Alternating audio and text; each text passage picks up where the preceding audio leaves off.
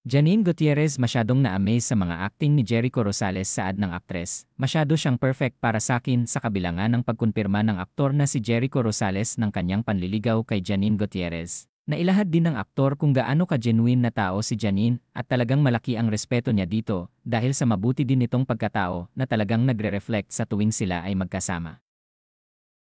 Hindi naman maitatanggi din ni Janine Gutierrez na talagang namamangha siya sa acting ni Jericho Rosales at minsan nga din daw ay napapatulala siya kapag ito na ang uma-acting. Inamin din ng aktres na matagal naman na talaga niyang iniidolo ang aktor at lahat ata ng mga naging pelikula at teleserye nito ay talagang nasubaybayan niya. Kung kaya't hindi pa din daw nawala ang kilig at kaba niya kapag magka-actingan silang dalawa.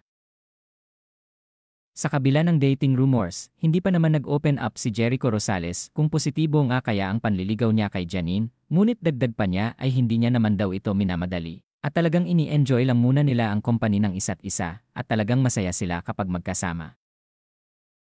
Hindi din maitatanggi na talagang bagay na bagay din talaga silang dalawa at suportado naman sila ng pamilya ni Janine Gutierrez, lalong-lalo na ng ina nitong si Lotlot De Leon. Saad ng batikang aktres ay kung saan naman magiging masaya si Janine ay suportado niya ito. Ngunit sa ngayon ay talaga nagiging priority na daw ng anak niyang si Janine ang pag-arte at pagpapakita sa mga tao ng kakayanan niya bilang isang aktres na talaga namang nakakamangha din daw at proud na proud siya dito. She is so pure and she's beautiful, very beautiful. Ito ang naging pahayag ni Jericho na ang tanging naisagot ni Janine ay ngiti lang.